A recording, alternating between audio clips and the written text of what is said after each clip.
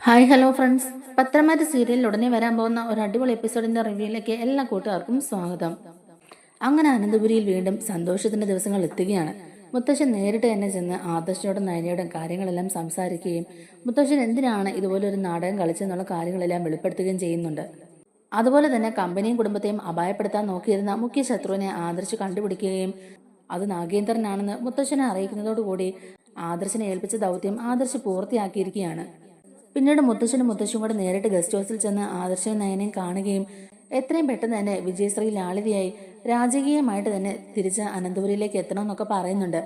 അതിനു മുമ്പായിട്ട് വീട്ടിൽ നാളെ ഒരു പൂജ നടക്കുന്നുണ്ടെന്നും ആ പൂജയ്ക്ക് ശേഷം നല്ല മുഹൂർത്തത്തിൽ തന്നെ നിങ്ങൾ തിരിച്ച് അങ്ങോട്ടേക്ക് സന്തോഷത്തോടെ കയറി വരണമെന്നൊക്കെ മുത്തശ്ശൻ പറയുന്നുണ്ട്. അതോട് കേൾക്കുമ്പോഴേക്കും ആദർശനും നയനയ്ക്കും ഒരുപാട് സന്തോഷമാവുകയാണ്.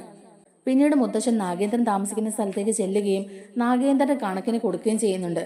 വർഷങ്ങൾക്ക് മുമ്പ് നീ എന്നോടും എന്റെ കുടുംബത്തിലുള്ളവരോടും ചെയ്ത നന്ദികേടൊന്നും ഞാൻ ഇതുവരെ മറന്നിട്ടില്ലെന്നും ഇനിയും പഴയതുപോലെ ആവർത്തിക്കാനാണെങ്കിൽ എന്റെ ശരിക്കുള്ള സ്വഭാവം വീണ്ടും നീ അറിയുന്നൊക്കെ പറഞ്ഞ് മുത്തശ്ശൻ ഒരു താക്കീത് കൊടുക്കുകയും ചെയ്യുന്നുണ്ട്. അതോടൊപ്പം ഇനി എന്റെ കൺവെട്ടത്ത് പോലും നിന്നെ കാണരുത്, എത്രയും പെട്ടെന്ന് ഇവിടുന്ന് പൊക്കോണം എന്നൊക്കെ പറഞ്ഞ് ഭീഷണിപ്പെടുത്തുകയാണ് കേട്ടോ മുത്തശ്ശൻ. എന്നാൽ നാഗേന്ദ്രനാണെങ്കിൽ അതത്ര വകവയ്ക്കുന്നൊന്നുമില്ല. കാരണം ബിസിനസ്സിൽ ഒരു ഉയർച്ച ഉണ്ടായെങ്കിലും ഇപ്പം മൊത്തത്തിലൊരു പ്രതീക്ഷിക്കാത്ത തകർച്ചയാണ് AN ജ്വല്ലറിക്ക് സംഭവിച്ചിരിക്കുന്നത്. എന്നാലും അവന്തിക കളിച്ചുകൊണ്ടിരിക്കുന്ന നാടകം ഇപ്പോഴും അത് അങ്ങനെ തന്നെ മുന്നോട്ട് പോവുകയാണല്ലോ. അനിയെ വിവാഹം കഴിക്കുന്നതോടുകൂടി കമ്പനിയുടെ MD സ്ഥാനവും അതുപോലെ അനന്തപുരി തറവാടും അവന്തിക വഴി തന്നെ നേടിയെടുക്കാൻ കഴിയും എന്നുള്ളൊരു പ്രതീക്ഷയിലാണ് നാഗേന്ദ്രനും. എന്നാൽ എല്ലാവരുടെയും മുമ്പിൽ ചമ്മിനാറ് നടക്കുകയാണ് അബി. AN ജ്വല്ലറിയിൽ ജോയിൻ ചെയ്തതിനു ശേഷം തിരിച്ചടികൾ മാത്രമാണ് അബിക്ക് നേരിടേണ്ടി വന്നത്. 2 പ്രാവശ്യവും അനിയുടെ മുമ്പിൽ തലകുനിക്കേണ്ടി വന്നതിന്റെ നാണക്കേടും പിന്നെ തറവാട്ടിലുള്ളവരുടെ പരിഹാസവും എല്ലാം കൂടി ആവുമ്പോഴേക്കും അബിക്ക് പുറത്തിറങ്ങി നടക്കാൻ പോലും പറ്റാത്തൊരവസ്ഥ ഉണ്ടാവുകയാണ്. എന്നാൽ അനന്തപുരിയിലുള്ള എല്ലാവരും ഭയങ്കര ആഹ്ലാദത്തിലും സന്തോഷത്തിലും ഇരിക്കുന്ന ഈ ഒരു സമയത്ത് പോലും നബിയുടെ മനസ്സിൽ ആകെ ഒരു വല്ലാത്ത വിഷമം തന്നെയാണ്. അബി തന്നെ ഇത്രയും നാളും സ്നേഹം നടിച്ച് ചതിക്കുകയായിരുന്നു എന്നുള്ള സത്യം തിരിച്ചറിഞ്ഞതിന് ശേഷം അനന്തപുരിയിലുള്ളവരെയും ആദർശേട്ടനെയും നയനെയൊക്കെ എങ്ങനെയെങ്കിലും സഹായിക്കണം, തന്നെ കൊണ്ട് പറ്റും പോലെ സഹായിക്കണം എന്നൊക്കെയാണ് നവ്യ വിചാരിച്ചിരിക്കുന്നത്. അതിനുവേണ്ടി തന്നെ കൊണ്ട് കഴിയുമ്പോഴെല്ലാം നവ്യ സഹായിക്കുകയും ചെയ്യുന്നുണ്ട്. അതിന്റെ ഫലമായിട്ട് നാഗേന്ദ്രയും ഡേവിഡും അബിയും ഒക്കെ കൂടി പ്ലാൻ ചെയ്തിരുന്ന പല അപകടങ്ങളും തലനാരിഴയ്ക്ക് ഒഴിവായി പോവുകയും ചെയ്തിട്ടുണ്ട്. അതിന്റെയൊക്കെ ഒരു സമാധാനം നവ്യയുടെ മനസ്സിലുണ്ട് കേട്ടോ. അവരുടെ കൂടെ നിന്ന് അവരെ തകർത്തെറിയാനുള്ള വഴികളാണ് നവ്യ അന്വേഷിച്ചുകൊണ്ടിരിക്കുന്നതും. എന്നാൽ നവ്യ ഇപ്പൊ അലട്ടുന്ന പ്രശ്നം അനിയുടെയും അവന്തികയുടെയും വിവാഹ നിശ്ചയമാണ്. മുത്തശ്ശൻ തന്നെ ഇത് മുന്നിൽ നിന്ന് നടത്തി കൊടുക്കാൻ തീരുമാനിച്ചിരിക്കുന്നതുകൊണ്ട് നവ്യക്ക് ഈ വിവാഹ നിശ്ചയം എങ്ങനെ മുടക്കണമെന്നറിയാതെ ആകെ സങ്കടപ്പെട്ടിരിക്കുകയാണ്. അനിക്ക് അവന്തികയെ വിവാഹം കഴിക്കാൻ ഒട്ടും താല്പര്യമില്ലെന്നുള്ളത് അറിഞ്ഞിട്ടും മുത്തശ്ശന്റെ നിർബന്ധപ്രകാരം മാത്രമാണ്, മുത്തശ്ശന്റെ വാക്കുകൾ ധിക്കരിക്കാൻ കഴിയാത്തതുകൊണ്ട് മാത്രമാണ് അനി അവിടെ പിടിച്ചു നിൽക്കാൻ നോക്കുന്നത്. ഇപ്പോഴും അനിയും നന്ദുവും തമ്മിൽ പഴയ പോലെ തന്നെ സ്നേഹമുണ്ടെന്നും അവർ നല്ല അടുപ്പത്തിലാണെന്നും അവർക്ക് പരസ്പരം പിരിയാനാകാത്ത വിധം അവർ തമ്മിൽ അടുത്തു എന്നൊക്കെ നവിക്ക് നന്നായിട്ട് അറിയാം. അതുകൊണ്ട് തന്നെ എങ്ങനെയെങ്കിലും അവന്തികയും അനിയും തമ്മിലുള്ള വിവാഹ നിശ്ചയം മുടക്കണമെന്നും അവന്തികയുടെ സ്ഥാനത്ത് നന്ദു തന്നെ ഈ വീട്ടിലേക്ക് മരുമകളായി കയറി വരണമെന്നും അവൾ ആഗ്രഹിച്ചതുപോലെ ഒരു ജീവിതം അവൾക്ക് ഉണ്ടാവണമെന്നൊക്കെ നവ്യ ഒരുപാട് ആഗ്രഹിക്കുകയാണ് കേട്ടോ. ഇപ്പോ ഈ വിവാഹ നിശ്ചയം എങ്ങനെയെങ്കിലും മുടക്കണം എന്നുള്ളൊരു വാശിയിൽ തന്നെയാണ് നവ്യ. എന്നാൽ അനന്തപുരിയിൽ പൂജയ്ക്കും ഈ വിവാഹ നിശ്ചയം നടത്താനും ഒക്കെ ആയിട്ടുള്ള ഒരുക്കങ്ങൾ തുടങ്ങിക്കഴിഞ്ഞു. വീട് മുഴുവൻ പൂക്കൾ കൊണ്ടും ഒക്കെ അലങ്കരിച്ചുകൊണ്ടിരിക്കുകയാണ്. എന്നാൽ അതൊക്കെ കാണുമ്പോൾ നവിക്ക് ഭയങ്കര സങ്കടവുമാണ് കേട്ടോ. നടക്കാൻ പോകുന്ന ഈ വിവാഹ നിശ്ചയം എങ്ങനെയെങ്കിലും മുടക്കിയേ പറ്റുള്ളൂ. എന്റെ നന്ദു ഒരുപാട് കൊതിച്ചതാ അനിയുമായുള്ള ജീവിതം. അവന് ജീവനാ. താൻ സ്നേഹിച്ച പയ്യൻ മറ്റൊരു പെൺകുട്ടിയുടെ കഴുത്തിൽ താലി കെട്ടുന്ന കാഴ്ച അത് അവൾക്ക് ഒരിക്കലും സഹിക്കാൻ കഴിയില്ല. അതുപോലെ തന്നെയാണ് അനിയുടെ കാര്യവും. നന്ദു അല്ലാതെ മറ്റൊരു പെണ്ണിന്റെ ഭാര്യയുടെ സ്ഥാനത്ത് കാണാൻ അനിക്കും ആവില്ല. അവർ തമ്മിൽ അത്രത്തോളം അടുത്തു കഴിഞ്ഞു. വീട്ടുകാരുടെ സമ്മർദ്ദം കൊണ്ടാണ് അവരുടെ ആഗ്രഹം നടക്കാതെ പോകുന്നത്. എന്നാൽ ഇനി അതിനെ അനുവദിച്ചുകൂടാ. അവരുടെ ആഗ്രഹം പോലെ അവർ രണ്ടുപേരും കല്യാണം കഴിച്ച് സുഖമായിട്ട് ജീവിക്കണം. അതിനൊരിക്കലും അവന്തികയെ പോലൊരു വഞ്ചിക്ക് തടസ്സമാകരുത്. അവളുടെ തനി സ്വഭാവം എല്ലാവർക്കും മുമ്പിൽ തുറന്നു കാട്ടുക തന്നെ വേണം. അവൾ ഇപ്പോഴും ഇവിടെയുള്ള എല്ലാവരെയും കബളിപ്പിച്ചുകൊണ്ടിരിക്കുകയാണെന്നുള്ളത് ഇവിടെയുള്ള എല്ലാവർക്കും മനസ്സിലാക്കി കൊടുക്കണമല്ലോ. അതിന് ഞാൻ തന്നെ മുന്നിട്ട് ഇറങ്ങിയാലേ പറ്റുള്ളൂ എന്നൊക്കെ ഇങ്ങനെ നവ്യ മനസ്സിൽ തീരുമാനിക്കുകയാണ്. അബിയെ പോലെ ഒരു ചതിയനെ വിശ്വസിച്ചതുകൊണ്ട് എന്റെ ജീവിതം വഴിമുട്ടിയിരിക്കുക. എന്റെ അനിയത്തിമാരുടെ ജീവിതം കൂടി നശിപ്പിക്കാൻ ഞാൻ അവരെ സമ്മതിക്കുകയല്ല എന്നൊക്കെ നവ്യ ഇങ്ങനെ ആലോചിച്ചുകൊണ്ടിരിക്കുന്ന സമയത്താണ് അബി അങ്ങോട്ടേക്ക് വരുന്നത്. എന്നിട്ട് നവ്യോട് ചോദിക്കുന്നുണ്ട്, നവ്യ നീ ഇവിടെ എന്തെടുക്കുക? താഴെ ഒരുക്കങ്ങളൊക്കെ നല്ല തകൃതിയായിട്ട് നടക്കുന്നുണ്ടല്ലോ.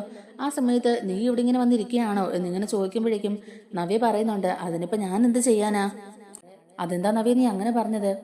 കാരണം ഒരു നാളെ ഈ വീട്ടിൽ വലിയൊരു പൂജ നടത്താൻ തീരുമാനിച്ചിരിക്കുക. ആദർശൻ നയനയും ഇവിടുന്ന് പടി ഇറങ്ങിയതിനു ശേഷം ഇതുപോലുള്ള ആഘോഷങ്ങളൊക്കെ വേണ്ടെന്ന് വെച്ചിരിക്കുകയായിരുന്നല്ലോ.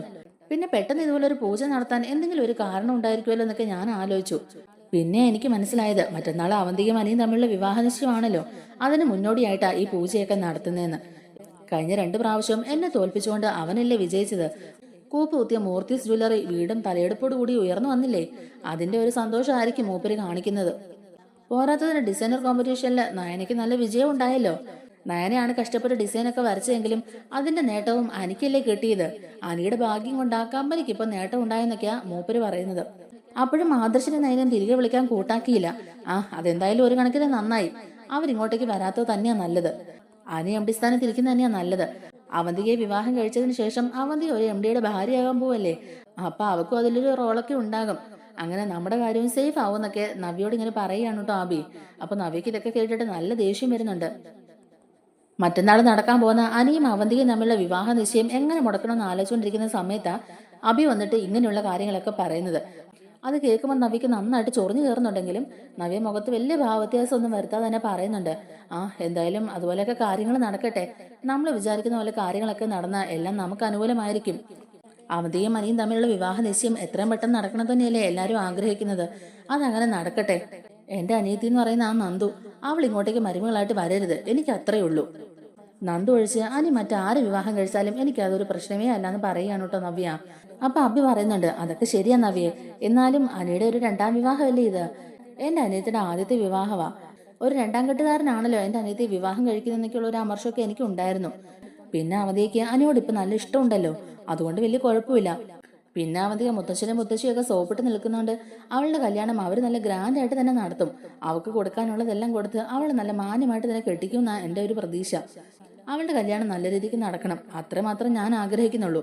പിന്നെ കല്യാണം കഴിഞ്ഞാലും ഒരു എം ഡിയുടെ ഭാര്യ എന്നുള്ളൊരു സ്ഥാനം അവൾക്ക് ഉണ്ടാവുമല്ലോ, അത് മതി എന്നൊക്കെ പറഞ്ഞിട്ട് അഭി ഇങ്ങനെ മനസ്സിൽ ചിന്തിക്കുന്നുണ്ട്. എങ്കിലല്ലേ ഞങ്ങളുടെ പ്ലാൻ പോലെ എല്ലാ കാര്യങ്ങളും നടക്കുകയുള്ളൂ. അവന്തികയുടെ കഴുത്തിൽ അനി താലി കെട്ടി കഴിഞ്ഞാൽ പിന്നെ എല്ലാം ഞങ്ങളുടെ കൈവശവാ. എന്റെ അച്ഛൻ ആഗ്രഹിച്ച പോലെ തന്നെ എല്ലാം ഞങ്ങളുടെ കൈപ്പിടിയിൽ ഒതുങ്ങും. ഈ മൂർത്തീസ് ജ്വല്ലറിയും അനന്തപുരി തറവാടും ഈ കിളവന്റെ എല്ലാ സ്വത്ത് സമ്പാദ്യങ്ങളും എല്ലാം ഞങ്ങളുടെ കയ്യിൽ തന്നെ വന്നു ചേരും. ആ ഒരു ദിവസത്തിന് വേണ്ടിയാണ് ഞാൻ കാത്തിരിക്കുന്നത്. അന്ന് നീയും എന്റെ ജീവിതത്തിൽ ഉണ്ടാവില്ല, എന്നിട്ട് നിന്നെ ഞാൻ എന്റെ ജീവിതത്തിൽ നിന്ന് തുടച്ചു മാറ്റും എന്നൊക്കെ ഇങ്ങനെ നമ്മുടെ അഭി മനസ്സിൽ വിചാരിച്ചുകൊണ്ടിരിക്കുകയാണ്. നവ്യയും ആകെ ദേഷ്യത്തിൽ ഇങ്ങനെ കടിച്ചു പിടിച്ച് നിൽക്കുകയാണ് കേട്ടോ. കാരണം അബിയുടെയും അവന്തികയുടെ ഒക്കെ കള്ളത്തരങ്ങൾ ഏകദേശം നവ്യക്ക് ഇപ്പൊ മനസ്സിലായി കഴിഞ്ഞു. അവന്തിക എന്തുകൊണ്ടാണ് അനിയത്തിനെ വിവാഹം കഴിക്കണം എന്നും പറഞ്ഞ് അവന്റെ പിന്നാലെ നടക്കുന്നെന്നുള്ളത് ഇപ്പൊ നമ്മുടെ നവ്യക്ക് നന്നായിട്ട് ബോധ്യമായിട്ടുണ്ട്. അനന്തപുരി തറവാടും ഈ സ്വത്തുക്കളും മൂർത്തീസ് ജ്വല്ലറിയൊക്കെ കണ്ടിട്ടാണ് അനിയെ വിവാഹം കഴിക്കാൻ അവന്തിക ഇത്രയും തിടുക്കം കൂട്ടുന്നതും. അവനോടല്ല, അവന്റെ സ്ഥാനത്തോടും അവന്റെ സ്വത്തുക്കളോടും മാത്രമാണ് അവന്തികയ്ക്ക് താല്പര്യം. അല്ലാതെ അനിയോട് ഒരിറ്റു പോലും സ്നേഹമുള്ളതായിട്ട് നവ്യക്ക് തോന്നുന്നില്ല.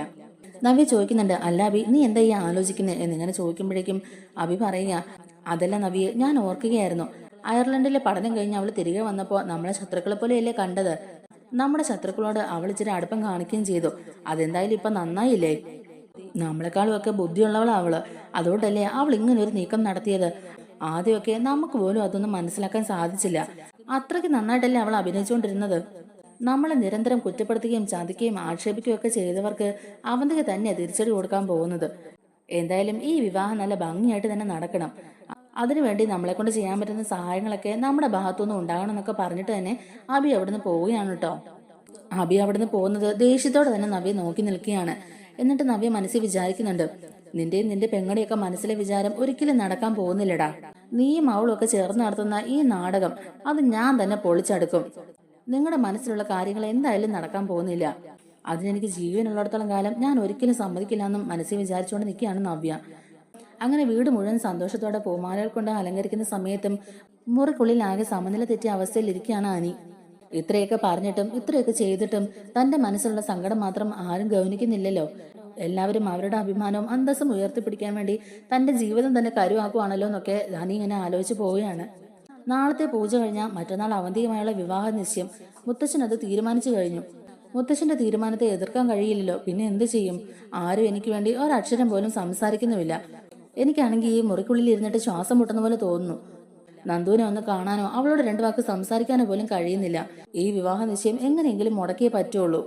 ബാക്കിയുള്ളവരുടെ സന്തോഷത്തിന് വേണ്ടി എന്റെ ജീവിതം എന്തിനാ ഞാൻ നശിപ്പിക്കുന്നേ? മറ്റുള്ളവർക്ക് ഹോമിക്കാൻ വേണ്ടി എന്തിനാ ഇങ്ങനെ ഒരു ജീവിതം തന്നെ എന്നൊക്കെ ഇങ്ങനെ ആലോചിച്ചുകൊണ്ടിരിക്കുന്ന സമയത്താണ് അങ്ങോട്ടേക്ക് നമ്മുടെ അവന്തിക കയറി വരുന്നതും. ഡോറ് തുറന്ന് അങ്ങോട്ടേക്ക് കയറി വരുന്ന അവന്തികയെ കാണുമ്പോഴേക്കും എനിക്ക് ആകെ പിടിവിടുകയാണ് കേട്ടോ. അവന്തികയെ കാണുന്നത് പോലെ ഇപ്പൊ വെറുപ്പും ദേഷ്യമാണ് എനിക്ക്.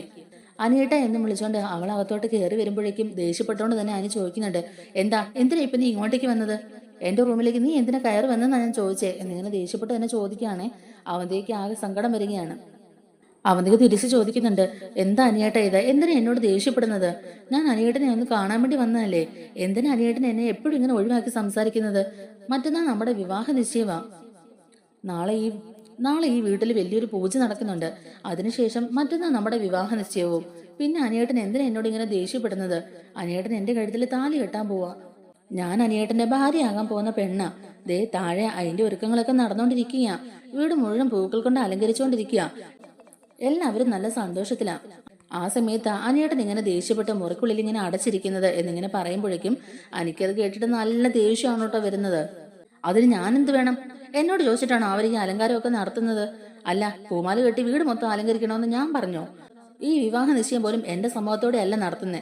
പിന്നെ നീ എന്തിനാണ് ഇതൊക്കെ എന്നോട് വന്ന് പറയുന്നേ എന്നിങ്ങനെ ദേഷ്യപ്പെട്ട് തന്നെ അനി തിരിച്ച് അങ്ങോട്ടേക്ക് ചോദിക്കുകയാണ്. അവന്തിക പറയുന്നുണ്ട്, അനിയേട്ടാ ഇത് മുത്തശ്ശൻ എടുത്ത തീരുമാനമല്ലേ? മുത്തശ്ശൻ തന്നെയല്ലേ ഈ എൻഗേജ്മെന്റ് മുന്നിൽ നിന്ന് നടത്തുന്നത്. എന്റെ മാത്രമല്ലല്ലോ, അനിയേട്ടനെ കൂടി എൻഗേജ്മെന്റ് അല്ലേ. അപ്പൊ അനിയേട്ടനും കൂടി സഹകരിച്ചല്ലേ പറ്റുള്ളൂ. എന്തിനാ അനിയേട്ടൻ ഇപ്പോഴും എന്നോട് ഇങ്ങനെ ദേഷ്യം കാണിക്കുന്നേ? ഇനി 1-2 ദിവസങ്ങൾ കൂടി മാത്രമേ ഉള്ളൂ അനിയേട്ടാ വിവാഹ നിശ്ചയം നടത്താൻ. ആ സമയത്തും അനിയേട്ടൻ എന്നോട് ഇങ്ങനെ ദേഷ്യം കാണിക്കുന്നത് വലിയ കഷ്ടമാണ് കേട്ടോ എന്നൊക്കെ ഇങ്ങനെ അവന്തിക പറയുകയാണ് കേട്ടോ. അപ്പോഴേക്കും അനി പറയുന്നുണ്ട്, അല്ല ഇപ്പൊ നിന്നെ ആരും ഇങ്ങോട്ടേക്ക് ക്ഷണിച്ചത്? എനിക്ക് ഇച്ചിരി മനസമാധാനത്തോടെ ഇവിടെ ഇരിക്കണം, ഒന്നിറങ്ങി പോകാവോ എന്നിങ്ങനെ ചോദിക്കുമ്പോഴേക്കും അവന്തിക പറയുന്നുണ്ട്, ഞാൻ കല്യാണം കഴിക്കാൻ പോകുന്ന പുരുഷന്റെ റൂമിലാണ് ഞാൻ നിൽക്കുന്നത്. ഞാൻ അതിന് ആരുടെയും സ്വസ്ഥതയൊന്നും കളഞ്ഞിട്ടില്ലല്ലോ. എനിക്ക് അനിയേട്ടനെ ഒന്ന് കാണണം തോന്നി, അനിയേട്ടനോട് കുറച്ച് കാര്യങ്ങൾ സംസാരിച്ചിരിക്കണമെന്ന് തോന്നി. അതുകൊണ്ടാണ് ഞാൻ ഇങ്ങോട്ടേക്ക് വന്നേ എന്നിങ്ങനെ അവന്തിക പറയുമ്പോഴേക്കും അനി പറയുന്നുണ്ട്, അല്ല നീ എന്തിനാ എന്നെ ഇങ്ങനെ ശല്യം ചെയ്തുകൊണ്ടിരിക്കുന്നേ? എനിക്ക് നിന്നെ കാണുന്നതോ നിന്നോട് സംസാരിക്കുന്നതോ ഇഷ്ടമല്ലെന്നുള്ള കാര്യം നിനക്കറിയാമല്ലോ. പിന്നെയും നീ എന്തിനാ എന്നെ ഇങ്ങനെ ടോർച്ചർ ചെയ്തുകൊണ്ടിരിക്കുന്നത്? അല്ലെങ്കിൽ തന്നെ എന്റെ സമനില ആകെ തെറ്റിയിരിക്കുക. എനിക്ക് നിന്നോട് സംസാരിക്കുന്ന പോയിട്ട് നീ പറയുന്ന ഒന്നും കേൾക്കാൻ കൂടി താല്പര്യമില്ല. ദയവ് ചെയ്ത് എന്റെ മുറിയിൽ നിന്ന് ഇറങ്ങി പോണം. അവന്തിക ഇങ്ങനെ വിഷമത്തോടെ നോക്കി നിൽക്കുമ്പോഴേക്കും അനു പറയുന്നുണ്ട്, നിന്നെ വിവാഹം കഴിക്കാൻ എനിക്ക് താല്പര്യമില്ലെന്ന് ഞാൻ നിന്നോടും അതുപോലെ മുത്തശ്ശനോടും ഒക്കെ തുറന്ന് പറഞ്ഞതല്ലേ. അപ്പോഴെങ്കിലും നിനക്ക് ഈ വിവാഹത്തിന് താല്പര്യമില്ലെന്ന് പറഞ്ഞ് ഒഴിഞ്ഞു മാറായിരുന്നല്ലോ. എന്നിട്ട് നീ എന്തായിട്ട് ചെയ്തേ? ഗസ്റ്റ് ഹൗസിൽ പോയി ആദിശേട്ടനെ നയനേടത്തെയും കണ്ടു. അവരോട് കാര്യങ്ങൾ സംസാരിച്ചു. മുത്തശ്ശനും മുത്തശ്ശിയും കയ്യിലെടുത്തു കഴിഞ്ഞു. എല്ലാരും ഇപ്പൊ നിനക്ക് സപ്പോർട്ടായിട്ടല്ലേ ഇവിടെ ഉള്ളത്. പിന്നെ എന്റെ അമ്മയുടെ കാര്യം പറയണ്ടല്ലോ. അമ്മയ്ക്ക് ഇപ്പൊ നിന്നെ ഭയങ്കര ഇഷ്ടമാ. നിന്നെ എന്റെ തലയിൽ കെട്ടിവെച്ചിട്ടേ അമ്മ ഇരിക്കുന്നുള്ള മട്ടിലേ ഇപ്പൊ നടക്കുന്നത്. എല്ലാം നിനക്ക് അനുകൂലമാണല്ലോ. അതുകൊണ്ട് നിനക്കിപ്പോ ഒരു പ്രശ്നവും ഇല്ല എന്നുള്ളത് എനിക്കറിയാം. പിന്നെ നീ എന്നെ എന്തിനാ ഇങ്ങനെ ടോർച്ചർ ചെയ്യാൻ വരുന്നത്? എനിക്ക് നിന്നെ കാണുന്നതേ ഇഷ്ടമല്ല. എന്റെ മുമ്പിൽ ഇനിയെങ്കിലും നീ വരരുത്. അങ്ങനെ നിനക്ക് വിവാഹം കഴിക്കാൻ മുട്ടിയിരിക്കുകയാണെങ്കിൽ എത്രയോ നല്ല പയ്യന്മാരെ ഞാൻ കൊണ്ടുവരാന്ന് പറഞ്ഞതല്ലേ. എന്നിട്ട് നീ എന്നെ ഇങ്ങനെ മട്ടുപിടിപ്പിക്കുന്ന എന്തിനാന്നാ എനിക്ക് മനസ്സിലാകാത്തെന്നൊക്കെ ഇങ്ങനെ പറയുമ്പോഴേക്കും അവന്തിക ഇച്ചിരി ഉറച്ച ശബ്ദത്തോടെ തന്നെ പറയുന്നുണ്ട്, അതിന്റെ കാരണം ഞാൻ അനിയേട്ടനോട് പറഞ്ഞില്ലേ. ആ നവീൻ വക്കീൽ എന്നെ വേണ്ടെന്ന് പറഞ്ഞപ്പോൾ അയാളെക്കാളും കുറച്ചുകൂടെ ബെറ്റർ ആയിട്ടുള്ള നല്ല സ്വഭാവമുള്ള ഒരു പയ്യനെ മാത്രമേ ഞാൻ നോക്കിയുള്ളൂ. അതിനേക്കാൾ നല്ലൊരു ബന്ധം കിട്ടണമെന്ന് ഞാൻ ആഗ്രഹിച്ചു. അത് തെറ്റാണോ? അത് തെറ്റാന്ന് ആരും പറഞ്ഞില്ല. എനിക്ക് അനിയേട്ടനോട് ഇങ്ങനെ ഒരു സ്നേഹം ഉണ്ടെന്ന് അറിഞ്ഞപ്പം എല്ലാവരും എന്നെ സപ്പോർട്ട് ചെയ്യുക ചെയ്തത്. അത് തെറ്റായിട്ട് അവർക്ക് തോന്നിയിരുന്നെങ്കിൽ അവരെന്നെ തിരുത്താൻ ശ്രമിക്കുമായിരുന്നല്ലോ എന്നിങ്ങനെ പറയുമ്പോഴേക്കും അതും കൂടെ കേട്ട് കഴിയുമ്പോഴേക്കും എനിക്ക് ആകെപ്പാടെ ദേഷ്യം വന്നിട്ട് അനു പറയുന്നുണ്ട്, എന്റെ പൊന്നവന്തികെ, എന്നെ നീ ഒന്ന് വെറുതെ വിട്. എന്നെ വിവാഹം കഴിക്കണമെന്ന് പറഞ്ഞ് നീ എന്തിനാ എന്നെ ഇങ്ങനെ വാശി പിടിക്കുന്നത്? ഒന്നുമില്ലെങ്കിലും കുട്ടിക്കാലം മുതലേ നമ്മൾ ഒന്നിച്ച് കളിച്ചു വളർന്നവരല്ലേ. ഭാര്യ എന്ന സ്ഥാനത്ത് നിന്നെ കാണാൻ എനിക്ക് ആവില്ല. നിന്നെ ഞാൻ എന്റെ പെങ്ങളെ പോലെ കണ്ടിട്ടുള്ളൂ. അത് എത്ര പറഞ്ഞിട്ടും നിനക്കെന്താ മനസ്സിലാവാത്തത്? ഇന്ന് വരെ അങ്ങനെ ഒരു ഉദ്ദേശത്തോടു കൂടി ഞാൻ നിന്നെ നോക്കിയിട്ടേ ഇല്ല. അത് ആദ്യം നീ ഒന്ന് മനസ്സിലാക്ക് എന്നൊക്കെ പറയുന്നുണ്ടെങ്കിലും അവന്തിക അതൊന്നും കേൾക്കാൻ കൂട്ടാക്കുന്നില്ല കേട്ടോ. ഇനിയിപ്പോ എല്ലാവരുടെ നിർബന്ധപ്രകാരം ഇങ്ങനൊരു വിവാഹം നടന്നാൽ തന്നെയും നമുക്ക് സുഖമായിട്ട് ജീവിക്കാൻ കഴിയുമെന്ന് നിനക്ക് തോന്നുന്നുണ്ടോ? ഒരിക്കലുമില്ല. അതെന്താ അനിയേട്ടാ അങ്ങനെ പറഞ്ഞത്? എനിക്ക് അനിയേട്ടനെയും എന്നെയും നന്നായിട്ട് അറിയാമല്ലോ. നമ്മൾ രണ്ടുപേരും ഒന്നിച്ചാൽ നല്ലൊരു ജീവിതം നമുക്ക് ഉണ്ടാകുന്നത് തന്നെയാ എന്റെ മനസ്സ് പറയുന്നത്. ഈ തറവാട്ടിലുള്ള എല്ലാവരും ആഗ്രഹിക്കുകയും ചെയ്യുന്ന അത് തന്നെയാ. അവന്തിക അവസാനം ദേഷ്യത്തോടെ പറയുന്നുണ്ട്, എനിക്കറിയാം അനിയേട്ടന്റെ മനസ്സിൽ ഇപ്പോഴും ആ നന്ദു അല്ലേ. അവളാ എല്ലാത്തിനും കാരണം. അവൾ അനിയേട്ടന്റെ മനസ്സിലുള്ളതുകൊണ്ടല്ലേ അനിയേട്ടൻ എന്നോട് ഇത്രയും അകൽച്ച കാണിക്കുന്നത്. മുത്തശ്ശനും മുത്തശ്ശിയും ഉൾപ്പെടെ എല്ലാവരും പറഞ്ഞിട്ടും ഈ വിവാഹ നിശ്ചയത്തിന് പോലും സമ്മതിക്കാത്തത് അതുകൊണ്ട് മാത്രമല്ലേ എന്നൊക്കെ ഇങ്ങനെ പറയുമ്പോഴേക്കും എനിക്ക് ആ ദേഷ്യം പറ്റുകയാട്ടോ. നന്ദുവിനെ കുറിച്ച് മോശമായ രീതിയിൽ സംസാരിക്കുന്നത് എനിക്ക് കേട്ടോണ്ട് നിൽക്കാൻ കഴിയില്ലല്ലോ. അനി അപ്പോഴേക്കും നന്നായിട്ട് തന്നെ അവന്തിയെ ഫയർ ചെയ്യുകയാണ്. അനിയുടെ കയ്യിൽ നിന്ന് തന്നെ പോവുകയാണ്. അനി പറയുന്നുണ്ട്, അതേടി എന്റെ മനസ്സിൽ നന്ദു തന്നെയാ. എനിക്ക് അവളെയും അവൾക്ക് എന്നെ ഒരുപാട് ഇഷ്ടമാ. ഞങ്ങൾ തമ്മിൽ ഒന്നിച്ച് ജീവിക്കണമെന്ന് ഒരുപാട് ആഗ്രഹിച്ചതുവാ. അപ്പോഴൊക്കെയും തടസ്സമായിട്ട് നിന്നെ പോലുള്ള ഓരോ അവതാരങ്ങൾ വരും. ആദ്യം അനാമികയായിരുന്നു, ഇപ്പൊ നീ. ഒരു മരണം എന്റെ തലേന്ന് ഒഴിഞ്ഞു പോയാലെന്നൊക്കെ ഓർത്ത് സമാധാനിച്ചിരിക്കുന്ന സമയത്താ ഇപ്പൊ നീ ഇങ്ങനെ വന്ന് നിൽക്കുന്നത്. മനുഷ്യന്റെ ഉള്ള സമാധാനം കൂടി നീ ഇല്ലാതാക്കിയാ ചെയ്തത്. വീട്ടുകാരോ ഞങ്ങൾക്കെതിരെയാ. നേരെ ചൊവ്വ അവളെ ഒന്ന് കാണാനോ സംസാരിക്കാനോ പോലും സമ്മതിക്കുന്നില്ല. അതിന്റെ കൂടിയാ ഇപ്പൊ ഈ ഒരു വിവാഹാലോചനയും. നീ പറഞ്ഞതൊക്കെയും ശരി തന്നെയാ. എന്റെ മനസ്സിൽ അവള് തന്നെയാ. അവളെ അല്ലാതെ മറ്റാരെയും എന്റെ ഭാര്യയുടെ സ്ഥാനത്ത് കാണാൻ എനിക്കാവില്ല. ഞാൻ കല്യാണം കഴിക്കുന്നുണ്ടെങ്കിൽ അത് അവളെ മാത്രമായിരിക്കും എന്നിങ്ങനെ അനി തീർത്ത് പറയുക. അത് കേൾക്കുമ്പോൾ അവന്തിക്കും ആകെപ്പാടെ സങ്കടവും ദേഷ്യം വരികയാണ്. അവന്തിക അവിടെ നിന്നും കരഞ്ഞോണ്ട് ദേഷ്യപ്പെട്ട് അവിടെ നിന്ന് ഇറങ്ങി പോവുകയും ചെയ്യുന്നുണ്ട്. അവന്തിക അനിയുടെ റൂമിൽ നിന്നും കരഞ്ഞോണ്ട് താഴേക്ക് ഇറങ്ങി പോകുന്നത് ജാനകി കാണുകയാണ് കേട്ടോ. ജാനകി ഓടി വന്നിട്ട് ചോദിക്കുന്നുണ്ട്, അയ്യോ മോളെ, മോൾ എന്തിനാ കരയുന്നേ? മോളെ ആരെ വിഷമിപ്പിച്ചേ? മോളുടെ മനസ്സ് വിഷമിക്കുന്ന പോലെ ആരെങ്കിലും എന്തെങ്കിലും പറഞ്ഞോ എന്നൊക്കെ ഇങ്ങനെ ചോദിക്കുമ്പോഴേക്കും അനി പറഞ്ഞ കാര്യങ്ങളെല്ലാം തന്നെ അവന്തിക ജാനകിയോട് പറയുന്നുണ്ട്. നന്ദുവാണ് ഇപ്പോഴും അനിയേട്ടന്റെ മനസ്സിലെന്നും അവളെ അല്ലാതെ മറ്റാരെയും ഭാര്യയുടെ സ്ഥാനത്ത് കാണില്ലെന്നൊക്കെ അനിയേട്ടൻ പറഞ്ഞെന്നൊക്കെ പറയുകയാണ് കേട്ടോ. അതോടെ കേട്ട് കഴിയുമ്പോഴേക്കും അവന്തികയോട് ജാനകി പറയുന്നുണ്ട്, മോള് താഴേക്ക് പൊക്കോ, അനിയോട് അമ്മ സംസാരിച്ചോളാം. അവനെ അങ്ങനെ വിട്ടാ പറ്റില്ലല്ലോ. ഇത് അവന്റെ മുത്തശ്ശനും മുത്തശ്ശിയും കൂടെ ചേർന്നെടുത്ത തീരുമാനമാ. ഇവിടെ എന്തായാലും അവന്റെ മുത്തശ്ശൻ തീരുമാനിച്ച പോലെ കാര്യങ്ങൾ നടക്കുള്ളൂ മോളെ. അതുകൊണ്ട് മോള് വിഷമിക്കണ്ട. അവനോട് ഞാൻ കുറച്ച് കാര്യങ്ങൾ പറഞ്ഞ് മനസ്സിലാക്കിക്കോളാം. എന്തായാലും മോള് വിഷമിക്കണ്ട. മോള് നല്ല സന്തോഷത്തോടെ തന്നെ ഇരിക്കുന്ന അമ്മയ്ക്ക് ഇഷ്ടമെന്നൊക്കെ പറഞ്ഞ് അവളെ ഒന്ന് സമാധാനിപ്പിച്ചിട്ട് അനിയുടെ റൂമിലേക്ക് കയറി വരികയാണ് കേട്ടോ ജാനകി. എന്നിട്ട് ജാനകി അനിയോട് ദേഷ്യപ്പെടുന്നുണ്ട്. നീ എന്താടാ അവന്തിക മോളോട് പറഞ്ഞത്? ഇപ്പോഴും നിന്റെ മനസ്സിൽ ആ കരാട്ടക്കാരിയാണെന്നോ? അവളെ മനസ്സിലിട്ടോണ്ടാണോടാ നീ അവന്തിക മോളുടെ കഴുത്തിൽ താലി കെട്ടാൻ പോന്നെ എന്നിങ്ങനെ ചോദിക്കുമ്പോഴേക്കും അതിന് അമ്മയോട് ആര് പറഞ്ഞു ഞാൻ അവന്തിയുടെ കഴുത്തിൽ താലി കെട്ടാൻ പോവാന്ന്? ഒരിക്കലുമില്ല. അവന്തിയെ കാണുന്നത് പോലും എനിക്കിപ്പോ വെറുപ്പാമേ. അങ്ങനെയുള്ളപ്പോ അവളുടെ കഴുത്തിൽ ഞാൻ എങ്ങനെ താലി കെട്ടാനാ? മുത്തച്ഛൻ ഓരോ കാര്യങ്ങൾ തീരുമാനിച്ചിട്ട് അതൊക്കെ നടത്തിക്കോണെന്ന് പറയുന്നതല്ലേ. അവളുടെ സ്വഭാവം നിങ്ങൾക്ക് ശരിക്കും അറിയാത്തതുകൊണ്ടാമേ നിങ്ങൾ അവളെ ഇങ്ങനെ സപ്പോർട്ട് ചെയ്ത് സംസാരിക്കുന്നത്. പിന്നെ എന്റെ കാര്യം ഞാൻ പറഞ്ഞല്ലോ, അവളെ ഒരു പെങ്ങളെ പോലെ ഞാൻ കണ്ടിട്ടുള്ളൂ. ഒരിക്കലും ഒരു ഭാര്യയുടെ സ്ഥാനത്ത് കാണാൻ എനിക്കാവില്ല. അത് അന്ന് പറഞ്ഞ കാര്യം തന്നെയാ ഇപ്പോഴും ഞാൻ പറയുന്നത്. പിന്നെ എന്റെ അഭിപ്രായം ചോദിക്കാതെയും എന്റെ തീരുമാനങ്ങൾ അംഗീകരിക്കാതെയും നിങ്ങൾ ഇതുപോലെ ഒരു വിവാഹ നിശ്ചയമൊക്കെ നടത്തി ബലമായിട്ട് എന്നെ കൊണ്ട് അവളുടെ കഴുത്തിൽ താലി കെട്ടിച്ച അനാമിക എങ്ങനെയാണോ എന്റെ കൂടെ ജീവിച്ചത് അതേപോലെ അവന്തിക എന്റെ കൂടെ കാണുള്ളൂ. അല്ലാതെ ഞങ്ങൾ തമ്മിൽ ഒരു കുടുംബജീവിതം ഒന്നും ഉണ്ടാകുന്ന അമ്മ ഒരിക്കലും ഒരു സ്വപ്നം കാണണ്ടെന്നൊക്കെ പറയുകയാണ് കേട്ടോ. അപ്പോഴേക്കും ജാനകി പറയുന്നുണ്ട്, എടാ നീ ഇത് എന്ത് ഭാവിച്ചാ? നിനക്കറിയാമല്ലോ നന്ദു ഒരിക്കലും ഈ വീട്ടിലെ മരുമകളായിട്ട് വരാൻ പോണില്ല. ജീവനുള്ളിടത്തോളം കാലം അങ്ങനെ ഒരു സംഭവം നടക്കാനും പോകുന്നില്ല. പിന്നെ അവന്തിക മോളെ ഇപ്പൊ എല്ലാവർക്കും ഇഷ്ടമാണ്. അവന്തിക മോളുടെ സ്വഭാവം ഇപ്പൊ പഴയ പോലെ അല്ലല്ലോ.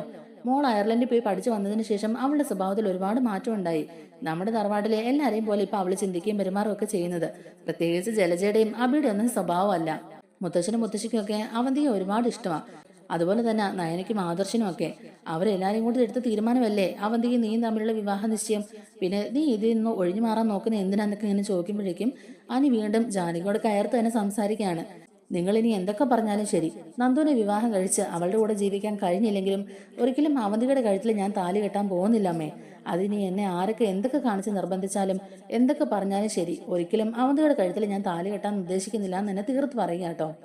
അതും പറഞ്ഞിട്ട് അനി ദേഷ്യപ്പെട്ട് അവിടെ നിന്ന് ഇറങ്ങി പോവുകയും ചെയ്യുന്നുണ്ട്. ജാനകി പിന്നെ സങ്കടത്തോടെ തന്നെ താഴേക്ക് ഇറങ്ങി ചെല്ലുകയും ചെയ്യുന്നുണ്ട്. മുത്തശ്ശിയോട് ജാനകി ഈ കാര്യങ്ങളൊക്കെ പറയുന്നുണ്ട് കേട്ടോ. അപ്പൊ മുത്തശ്ശി പറയുന്നുണ്ട്, അനിയുടെ മനസ്സിൽ അങ്ങനെ ഒരു ആഗ്രഹം ഉണ്ടായിരുന്നുള്ളത് നമുക്ക് അറിയാവുന്ന കാര്യമാണ്.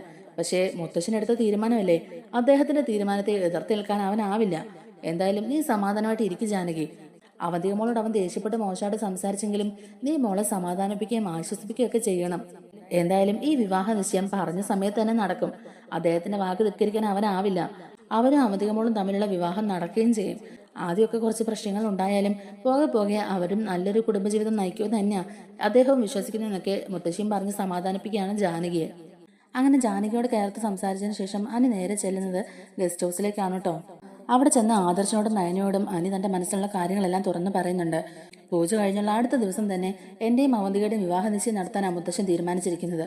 ഇപ്പൊ തന്നെ അതിന്റെ ഒരുക്കങ്ങൾ അവിടെ തുടങ്ങിക്കഴിഞ്ഞു. എന്തായാലും ഞാൻ ഒരു കാര്യം പറയാം ആദർശേട്ടാ, എന്നെ കൊണ്ട് ഇപ്പൊ നിർബന്ധിച്ച് റിംഗ് എക്സ്ചേഞ്ച് ചെയ്താലും ഈ വിവാഹ നിശ്ചയം നടത്തിയാലും ഒരിക്കലും അവന്തികയുടെ കഴുത്തിൽ ഞാൻ താലി കെട്ടില്ല. അങ്ങനെ താലി കെട്ടേണ്ട ഒരു അവസ്ഥ എനിക്ക് ഉണ്ടായ പിന്നെ ഞാൻ ജീവനോടിരിക്കില്ല. ഞാൻ ആത്മഹത്യ ചെയ്യും. അല്ലാതെ എന്റെ മുമ്പിൽ വേറെ വഴിയൊന്നുമില്ല. അത് നിങ്ങൾ ഓർത്തു വെച്ചോ. നന്ദുവിനെ എനിക്ക് എത്രത്തോളം ഇഷ്ടമാണെന്നുള്ളത് നിങ്ങൾക്ക് രണ്ടുപേർക്കും നന്നായിട്ട് അറിയാം. അന്ന് എന്റെ ജീവിതം നശിപ്പിക്കാൻ എന്റെ കൂടെ കൂടിയത് അനാമികയായിരുന്നു. ആ ഒരു മരണം എന്റെ തലയിൽ നിന്ന് ഒഴിഞ്ഞപ്പോഴേക്കും അടുത്ത ആളെ നിങ്ങൾ എന്റെ തലയിൽ കെട്ടിവെക്കാനാണ് നോക്കുന്നത്. എനിക്കാണെങ്കിൽ ഇപ്പൊ അവളെ കാണുന്നതും അവളോട് സംസാരിക്കുന്നത് പോലും വെറുപ്പായി കഴിഞ്ഞു. ഇപ്പൊ തന്നെ അവൾ കാരണം എനിക്ക് നമ്മുടെ തറവാട്ടിലോട്ട് പോലും കയറി ചെല്ലാൻ തോന്നുന്നില്ല. എന്റെ മാനസികാവസ്ഥയോ എന്റെ വിഷമോ ഒന്നും ആരും നോക്കാറില്ല. എല്ലാവർക്കും അവരവരുടെ കാര്യം തന്നെയാ വലുത്. ഇപ്പൊ പോലും അവന്തികളുടെ ഇഷ്ടം സാധിക്കാനായിട്ടല്ലേ മുത്തശ്ശൻ എന്നെ കരുവാക്കുന്നത്. അല്ലാതെ ഞാൻ സന്തോഷമായിട്ട് ജീവിക്കണമെന്ന് മുത്തശ്ശൻ പോലും ഇപ്പൊ ആഗ്രഹിക്കുന്നില്ലല്ലോ. അങ്ങനെ ഉണ്ടായിരുന്നെങ്കിൽ മുത്തശ്ശൻ എന്റെ കൂടെയല്ലേ നിൽക്കേണ്ടത്. എന്തായാലും എനിക്കിപ്പോ ഒരു കാര്യം മനസ്സിലായി. കുടുംബത്തിനകത്തും പുറത്തും എന്നെ സപ്പോർട്ട് ചെയ്യാനോ എൻ്റെ കൂടെ നിൽക്കാനോ ആരുമില്ലെന്നുള്ള കാര്യം. അതുകൊണ്ട് തന്നെ ഞാൻ എനിക്ക് പറയാനുള്ള കാര്യം നിങ്ങളോട് തുറന്നു പറയുക. ഞാൻ പറഞ്ഞ പോലെ തന്നെ ചെയ്യും, അല്ലാതെ എൻ്റെ മുമ്പിൽ വേറെ വഴിയൊന്നുമില്ല. അവന്തികയുടെ കഴുത്തിൽ ഞാൻ താലി കെട്ടുന്നൊരു പ്രതീക്ഷ നിങ്ങൾക്കുണ്ടെങ്കിൽ അത് നിങ്ങൾ മാറ്റിയേരെ. മുത്തശ്ശൻ്റെ വാക്ക് ധിക്കരിക്കാൻ പറ്റാത്തതുകൊണ്ട് മാത്രമാണ് ഞാൻ ഇതെല്ലാം കേട്ടുകൊണ്ടിരിക്കുന്നത്. മുത്തശ്ശനോട് എനിക്ക് മറുത്തൊന്നും പറയാനും പറ്റുന്നില്ല. അതുകൊണ്ട് നിങ്ങൾ തന്നെ മുത്തശ്ശൻ്റെ അടുത്ത് സീരിയസ് ആയിട്ട് ഈ കാര്യങ്ങൾ പറയണം. ഇല്ലെങ്കിൽ ഞാൻ പറഞ്ഞ പോലെ രണ്ടിലൊന്നും നടക്കുക തന്നെ ചെയ്യുമെന്നൊക്കെ പറഞ്ഞിട്ട് അനി അവിടുന്ന് പോവുകയാണ് കേട്ടോ.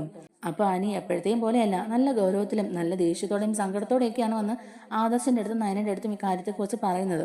തന്നെയുമല്ല, അവൻ്റെ സംസാരത്തിൽ നിന്ന് ഒരു ആത്മഹത്യാ ഭീഷണിയും ഉണ്ടായിരുന്നല്ലോ. അതുകൊണ്ട് അത് കേൾക്കുമ്പോൾ അവർക്ക് നല്ല ഭയം തോന്നുകയാണ്. അനാമിയും അനിയും എങ്ങനെയാണ് ജീവിച്ചുകൊണ്ടിരുന്നതെന്നും നന്ദുവിനോട് എനിക്ക് എത്രമാത്രം ഇഷ്ടമുണ്ടെന്നും അവർ തമ്മിൽ ഒന്നിക്കാൻ പറ്റാത്തതിന്റെ വിഷമവും, അതുപോലെ ഇപ്പം അവന്തിക്ക് കൂടി അവന്റെ തലയിൽ കെട്ടിവെക്കാൻ നോക്കുന്നതിന്റെയും ആ എല്ലാം കൂടിയുള്ള ഒരു സമ്മർദ്ദമാണ് അവനെ കൊണ്ട് ഇങ്ങനെയൊക്കെ പറയിപ്പിച്ചതെന്ന് ആദർശ് പറയുന്നുണ്ട് കേട്ടോ. എന്നാലും ഈ വിവരം എത്രയും പെട്ടെന്ന് തന്നെ അറിയിക്കേണ്ടവരെ അറിയിക്കണം എന്നൊക്കെ നയനയും പറയുന്നുണ്ട്. അങ്ങനെ അവർ മുത്തച്ഛനെ വിളിച്ച് അനി ഇവിടെ വന്നിട്ട് സംസാരിച്ച കാര്യങ്ങളൊക്കെ പറയുന്നുണ്ട്. അവനാകെ വല്ലാത്തൊരു മാനസികാവസ്ഥയിലാണെന്നും ഇക്കണക്കിന് പോയാൽ അവനെന്തെങ്കിലും കടുങ്കൈ ചെയ്യുമോ എന്നുള്ളൊരു ഭയമുണ്ടെന്നും ഒക്കെ പറയുകയാണ്. ആദർശ് നയനയും പറയുന്നത് കേൾക്കുമ്പോഴേക്കും മുത്തച്ഛന് നല്ല ദേഷ്യം വരുന്നുണ്ട്. അവന്തിക നല്ല കുട്ടിയാ, നമ്മുടെ തറവാടിനെ കുറിച്ചും നമ്മുടെ എല്ലാ കാര്യങ്ങളെക്കുറിച്ചും നല്ല ബോധമുള്ള കുട്ടി. അവളെ വിവാഹം കഴിക്കുന്നതുകൊണ്ട് എനിക്ക് കൂടുതൽ ഉപകാരമല്ലേ ഉള്ളൂ. ബിസിനസിന്റെ കാര്യത്തിലാണെങ്കിലും അവന്റെ ദാമ്പത്യ ജീവിതത്തിന്റെ കാര്യത്തിലാണെങ്കിലും എല്ലാം കൊണ്ടും അവന് പറ്റിയൊരു പെൺകുട്ടി തന്നെയാണ് അവന്തിക. അത് മാത്രമല്ലല്ലോ, നമുക്കെല്ലാവർക്കും അറിയാം അവന്റെ രണ്ടാമത്തെ വിവാഹമാണിത്. അനി ആദ്യം ഒന്ന് കല്യാണം കഴിച്ചതാണെന്നൊക്കെ ഉള്ളത് അറിഞ്ഞിട്ട് തന്നെയല്ലേ മോൾ അവനോടൊരു അടുപ്പം കാണിച്ചതും അവനെ ഇഷ്ടപ്പെട്ടതും ഒക്കെ. അവന്റെ കൂടെ നല്ലൊരു കുടുംബജീവിതം നയിക്കണമെന്ന് അവന്തിക മോൾ ഒരുപാട് ആഗ്രഹിക്കുന്നുണ്ട്. പ്രത്യേകിച്ച് ഇപ്പം അബിയുടെയും ജലജയുടെയും ഒന്നും ഒരു സ്വഭാവമേ അല്ല മോക്ക്. മോളിപ്പം നമ്മുടെ കുടുംബത്തിലെ ചിട്ടകളും മര്യാദകളും എല്ലാം പാലിച്ച് നമ്മളിൽ ഒരാളായിട്ടാണ് ജീവിക്കുന്നത്. അങ്ങനെയുള്ളപ്പോൾ മോൾ ഒരാഗ്രഹം പറഞ്ഞാൽ അത് സാധിച്ചു കൊടുക്കാതിരിക്കാൻ കഴിയുമെന്നൊക്കെയാണ് മുത്തശ്ശൻ ചോദിക്കുന്നത്. എന്തായാലും ആദർശ് പറയുന്നുണ്ട്, മുത്തശ്ശ എന്നാലും എല്ലാം ഒന്ന് സൂക്ഷിച്ചു വേണം കൈകാര്യം ചെയ്യാൻ. അനി എപ്പോഴും പറയും പോലല്ല, അവന്റെ മനസ്സിന് നല്ല വിഷമമുണ്ട് മുത്തശ്ശ. അതുകൊണ്ട് അവനെ ഒന്ന് സൂക്ഷിക്കുന്നത് നല്ലതാ. അല്ലെങ്കിൽ മുത്തശ്ശൻ തന്നെ അവനെ വിളിച്ച് കാര്യത്തിലൊന്ന് ഉപദേശിക്കുകയും അവനോട് കുറച്ചേരം സംസാരിക്കുകയൊക്കെ ചെയ്യണമെന്ന് പറയുകയാണ് കേട്ടോ. അപ്പോൾ മുത്തശ്ശൻ അനിയെ വിളിച്ച് സംസാരിച്ചോളം എന്നൊക്കെ തന്നെ പറഞ്ഞ് ഫോൺ കട്ട് ചെയ്യുകയും ചെയ്യുന്നുണ്ട്. അങ്ങനെ അനിയുടെ കാര്യത്തിൽ ഇവർ നല്ല ടെൻഷനാകുകയാണ് കേട്ടോ ആദർശം നയനയും. അതിനൊക്കെ ശേഷം അനി തിരിച്ച് തറവാട്ടിലേക്ക് പോകാൻ മടിച്ചിട്ട് ഫ്രണ്ട്സിന്റെ കൂടെ പുറത്ത് കറങ്ങി നടക്കുകയാണ്. അങ്ങനെ ഫ്രണ്ട്സിന്റെ കൂടെ ഇരിക്കുന്ന സമയത്താണ് അവന്തിക ഒരാളുടെ കൂടെ കാറിൽ പോകുന്നത് കാണുന്നത്. പക്ഷെ ആ കാർ ഓടിക്കുന്നത് ആരാണെന്നുള്ളത് എനിക്ക് വ്യക്തമായിട്ട് കാണാൻ കഴിയുന്നില്ല കേട്ടോ. അതുകൊണ്ട് തന്നെ ഹെൽമെറ്റ് ഒക്കെ വെച്ച് അവരെ ഫോളോ ചെയ്ത് അനി പിന്നാലെ തന്നെ പോവുകയും ചെയ്യുന്നുണ്ട്. എന്നിട്ട് അവര് അധികം ആളൊന്നും ഇല്ലാത്ത ഒരു പാർക്കിന്റെ സൈഡിൽ വണ്ടി നിർത്തിയിട്ട് അവർ ഇറങ്ങി നിന്ന് സംസാരിക്കുകയാണ്. അനി ആ കറക്റ്റ് സമയത്ത് അവരുടെ പിന്നാലെ തന്നെ പോയതുകൊണ്ട് അവരെ ഫോളോ ചെയ്ത് അവരുടെ അടുത്തെത്താനും എനിക്ക് കഴിഞ്ഞായിരുന്നു. അവന്തിക ആരോടാണ് ഈ സംസാരിക്കുന്നതെന്ന് എനിക്ക് അത്ര പിടികിട്ടിയൊന്നുമില്ല. എന്നാലും അനി അത് വീഡിയോ എടുക്കുന്നുണ്ട്. അവന്തികയും നാഗേന്ദ്രനും കൂടി സംസാരിക്കുന്നതൊക്കെ വീഡിയോ എടുത്ത് വെക്കുകയാണ് കേട്ടോ അനി. അയാളെ അത്ര വ്യക്തമായിട്ട് അറിയില്ലെങ്കിലും എവിടെയോ കണ്ടുപരിചയമുള്ള പോലെ തന്നെ എനിക്കും ഫീൽ ചെയ്യുന്നുണ്ട്. കാരണം ഈ കഴിഞ്ഞ ഇടയ്ക്കൊക്കെ നാഗേന്ദ്രന്റെ കാര്യങ്ങളൊക്കെ കൂടുതൽ സംസാരിച്ചായിരുന്നല്ലോ. അപ്പോൾ അത് നാഗേന്ദ്രനാണെന്നുള്ളൊരു സംശയം അനിയുടെ മനസ്സിലുണ്ട് കേട്ടോ. അത് ആദർശേട്ടനെ കാണിക്കാനും കൂടി വേണ്ടിയിട്ടാണ് അനി ആ വീഡിയോ എടുക്കുന്നത്. എന്നിട്ട് അനി നേരെ ആ വീഡിയോയുമായിട്ട് നേരെ ഗസ്റ്റ് ഹൗസിലേക്ക് തന്നെ ചെല്ലുകയാണ്. എന്നിട്ട് ആദർശനെയും നയനെയും ഈ വീഡിയോ കാണിച്ചു കൊടുക്കുന്നുണ്ട്. ഞാൻ ഇവിടുന്ന് പോയതിനു ശേഷം തിരിച്ച് തറവാട്ടിലേക്ക് എനിക്ക് പോകാൻ തോന്നിയില്ല. അതുകൊണ്ട് ഞാൻ കുറച്ചു നേരം റിലാക്സ് ആകാനായിട്ട് രാകേഷിന്റെയും വിഘ്നേഷിന്റെയും കൂടെ പുറത്തു പോയിരിക്കുകയായിരുന്നു. ആ സമയത്ത് ആ അവന്തിക ആരുടെയും കൂടെ കാറിലിരുന്ന് പോകുന്ന ഞാൻ കണ്ടത്. എന്തായാലും ആ സമയത്ത് അവരെ ഫോളോ ചെയ്ത് പോകാൻ തോന്നിയത് നന്നായി. അധികം ആൾക്കാരൊന്നും പോകാത്ത ടൗണിനടുത്തുള്ള ആ പാർക്കില്ലേ, ആ പാർക്കിന്റെ സൈഡിൽ ഇവർ വണ്ടി കൊണ്ട് നിർത്തിയിട്ട് കുറച്ചു നേരം സംസാരിക്കുന്നുണ്ടായിരുന്നു. ഞാൻ എന്തായാലും അത് വീഡിയോ എടുത്തു. ഇയാളെ കണ്ടിട്ട് എനിക്ക് ആദ്യം ഒന്നും മനസ്സിലായില്ല. പിന്നെ എനിക്ക് ഓർമ്മ വന്നത് ഇയാൾ ആ നാഗേന്ദ്രനാണോ എന്ന് എനിക്കൊരു സംശയം ഉണ്ടായിരുന്നു. അത് കാണിക്കാനും കൂടി വേണ്ടിയിട്ടാണ് ഞാനിപ്പോൾ ആദർശേട്ടൻ്റെ അടുത്ത് എത്തിയെന്നൊക്കെ പറഞ്ഞ് ആ വീഡിയോ കാണിച്ചു കൊടുക്കുകയാണ് കേട്ടോ. അപ്പോൾ ആ വീഡിയോ കാണുമ്പോൾ തന്നെ ആദർശിന്റെ കാര്യങ്ങൾ മനസ്സിലാവുന്നുണ്ട്. അപ്പോൾ അവന്തികയുമായിട്ടും അയാൾക്ക് നല്ല ബന്ധമുണ്ടല്ലേ. അന്ന് അയാളെ റോഡിൽ വെച്ച് ചോദ്യം ചെയ്തപ്പം അവന്തികയുമായിട്ട് അയാൾക്ക് യാതൊരു ബന്ധവും ഇല്ലെന്നാണ് പറഞ്ഞത്. അവന്തിക നമ്മുടെ പക്ഷത്തായതുകൊണ്ട് അയാൾ അതിന് ശ്രമിക്കുന്നില്ല എന്നും പറഞ്ഞു. എന്നാൽ അയാൾ പറഞ്ഞതൊക്കെ വെറും നുണ തന്നെയാ. അഭിയുമായിട്ട് മാത്രമല്ല അവന്തികയുമായിട്ടും അയാൾക്ക് നല്ല ബന്ധമുണ്ട്. എന്തായാലും നിനക്ക് അവരെ ഫോളോ ചെയ്ത് പോകാൻ പറ്റിയത് നന്നായി. അവന്തികയ്ക്കും അയാളുമായിട്ട് അടുപ്പമുണ്ടെന്നുള്ള കാര്യം ഇപ്പൊ നമുക്ക് ഉറപ്പായല്ലോ. ഇനി ഇത് എത്രയും പെട്ടെന്ന് മുത്തച്ഛനെ വിളിച്ച് അറിയിക്കുകയും ചെയ്യണം. ജ്വല്ലറിയുടെ MD നാഗേന്ദ്രനാണെന്ന് അറിഞ്ഞിട്ടും അവനെ അവിടെ മാനേജറാക്കി എടുത്തതിന്റെ പേരിൽ അഭി ഇതുവരെ ചോദ്യം ചെയ്യാതിരിക്കുകയായിരുന്നു മുത്തശ്ശൻ. തക്കതായ തെളിവും ഒരവസരവും കൂടെ കിട്ടാൻ വേണ്ടിയിട്ടാണ് മുത്തശ്ശൻ കാത്തിരുന്നത്. എന്തായാലും ഇപ്പൊ ഒരു കാര്യം വ്യക്തമായില്ലേ, അവന്തിക നമ്മളെ ചിരിച്ചോണ്ട് കഴുത്തിറക്കാനാണ് നോക്കിയത്. അല്ലെങ്കിൽ അവൾ എന്തിനാ അയാളുടെ കൂടെ കാറിൽ പോകുന്നതും അയാളുമായിട്ട് ഇത്രയും സംസാരിക്കുന്നതും ഒക്കെ. അഭിയോടും അപ്പച്ചിയോടും നബിയോടും ഒക്കെ ശത്രുതയുള്ള പോലെ അവൾ അഭിനയിക്കുകയായിരുന്നു. എന്നിട്ട് നമ്മുടെ കൂടെ നിന്ന് നമ്മുടെ രഹസ്യങ്ങളൊക്കെ അവർക്ക് ചോർത്തി കൊടുക്കുകയും നമ്മളെ ചതിക്കാനും അവളെ നോക്കിയത്. നയന പറയുന്നുണ്ട്, അതേ ആദർശേട്ടാ, എനിക്കും ഇപ്പൊ അങ്ങനെ തന്നെയാ തോന്നുന്നത്. എന്നാലും അവന്തികയെ ഞാൻ ഒരിക്കലും ഇങ്ങനെ വിശ്വസിച്ചില്ല. അവള് പുറത്തുപോയി പഠിച്ചു വന്നതിന് ശേഷം അവളുടെ സ്വഭാവത്തിൽ ഒരുപാട് മാറ്റം ഉണ്ടായെന്ന് തന്നെ ഞാൻ വിചാരിച്ചത്. ഞാനെന്നല്ല, മുത്തശ്ശനും മുത്തശ്ശിയും അടക്കം തറവാട്ടിലെ എല്ലാവരും അങ്ങനെ വിചാരിച്ചത്. എന്നാൽ അവളുടെ മനസ്സിൽ ഇങ്ങനൊരു തന്ത്രം ഉണ്ടെന്നുള്ളത് നമ്മൾ ഇപ്പോഴാണല്ലോ അറിയുന്നത്. എന്തായാലും ഇപ്പോഴെങ്കിലും ഇത് അറിഞ്ഞത് നന്നായി. എന്നിട്ടും അവളെന്തിനാ അനിയെ വിവാഹം കഴിക്കാൻ ഇത്ര താല്പര്യം കാണിക്കുന്നതെന്നാണ് എനിക്ക് മനസ്സിലാകാത്തത്. അപ്പൊ അനി പറയുന്നുണ്ട്, എന്തായാലും ഇപ്പൊ നിങ്ങൾക്ക് കാര്യങ്ങളൊക്കെ മനസ്സിലായില്ലേ? ഞാൻ എത്ര പ്രാവശ്യം നിങ്ങളോട് പറഞ്ഞതാ അവളുടെ സ്വഭാവം ശരിയല്ലാന്ന്. അവൾ എന്തോ മനസ്സിൽ കണ്ടിട്ട് തന്നെയാ എന്നോട് ഈ അടുപ്പം കാണിക്കുന്നതെന്നൊക്കെ. അവള് നല്ല സൂത്രശാലിയാ. അവളുടെ അമ്മയുടെയും ചേട്ടന്റെയും ഒക്കെ സ്വഭാവം തന്നെ അവൾക്കും കിട്ടിയിരിക്കുന്നത്. ഇതിന്റെ പിന്നിലും എന്തെങ്കിലും ഒരു കുബുദ്ധി കാണും ആദർശേട്ടാ. അത് ഉറപ്പായ കാര്യം തന്നെയാന്നൊക്കെ അനി ഇങ്ങനെ പറയുകയാണ് കേട്ടോ. അപ്പോഴേക്കും ആദർശ് പറയുന്നുണ്ട്, അതെ, എനിക്കിപ്പോൾ അങ്ങനെ ഒരു സംശയം തോന്നുന്നുണ്ട്. നിന്നോട് അവൾക്ക് താല്പര്യമുണ്ടെന്ന് അവൾ നിന്നോട് പറഞ്ഞതിന് ശേഷം അവൾ നേരെ ഇങ്ങോട്ടേക്ക് വന്ന് ഞങ്ങളോട് ആ കാര്യം പറഞ്ഞത്. അതിനുശേഷം മുത്തശ്ശനോടും മുത്തശ്ശിയോടും ഒക്കെ സംസാരിച്ച് അവരുടെ സമ്മതം കൂടി വാങ്ങുകയായിരുന്നു. എന്തായാലും ഇതിന് പിന്നിൽ അവൾ എന്തെങ്കിലും പ്ലാൻ ചെയ്തിട്ടുണ്ടെങ്കിൽ അത് നമ്മൾ കണ്ടുപിടിക്കുക തന്നെ ചെയ്യണമെന്നൊക്കെ ആദർശ് നയനയും അനിയും കൂടെ തീരുമാനിക്കുകയാണ്. ശരിക്കും ഈ ഒരു തെളിവ് കിട്ടിയത് കൊണ്ട് തന്നെ അനിക്ക് നല്ല സമാധാനമാവുകയാണ് കേട്ടോ. ഇനി എന്തായാലും അവന്തികയുടെ കാര്യം പറഞ്ഞ് ആരും എന്നെ ടോർച്ചർ ചെയ്യാൻ വരില്ലല്ലോ.